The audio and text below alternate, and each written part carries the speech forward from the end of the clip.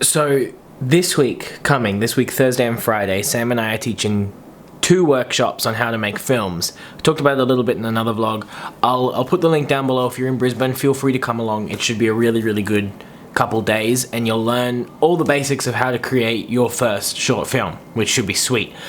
But I'm currently writing all the course content, or at least some of the course content. Sam and I are sharing the load, obviously, and I'm halfway through writing this whole section on how I do my cinematography. I realized, why am I writing when I could just make a movie about it, because that's how my brain works anyway. I'm gonna do that instead, and I'm gonna do it on the super pretty talking head setup. I put up on the screen a reel of like the best cinematography. I haven't actually watched it, but I assume it's good. I'm gonna go sit in the big chair now. What's up? Welcome back to the pretty nice setup.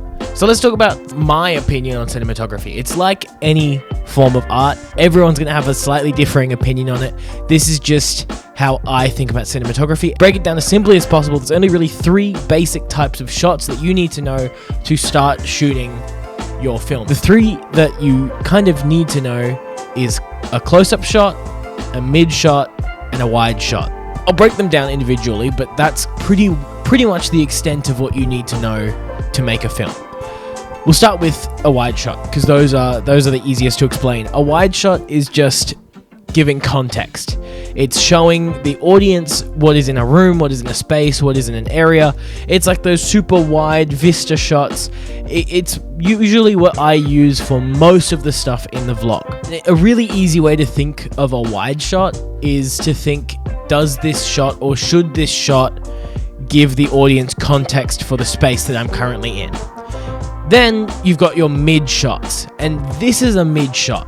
It's basically the audience has the context of the room, and then you're now punching into a slightly closer spot where it's only the information that the audience specifically needs.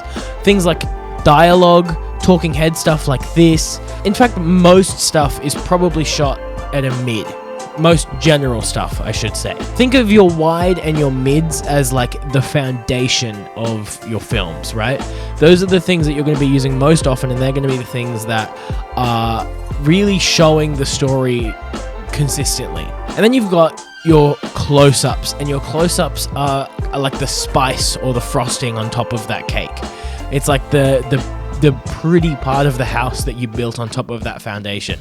These metaphors have gone wild. Basically, the close-up is just showing the audience a detail that they wouldn't notice otherwise. And that's the point that I want to get across, is that each of these shots, while they're pretty and they can be used purely for visual sake, they should be used more so to show or to express something within the story, or at least that's how I think of it. Oh, I did want to say one last thing, because this is something that I've done a lot, and it's a super simple mistake to make, and if I can stop you from making it, then I can stop other people from making it in the future. Super simple though, is that what new cinematographers do and what new filmmakers do when they learn about wide, medium, and close-up shots is they start doing this thing where every single action gets a wide and then a mid and then a close-up. Every single time, without fail. See how stupid that looked? You don't need all that detail. Just use your brain for how much detail you need. I'm going to leave you with that. That was Frank's guide to cinematography. But also do what you want.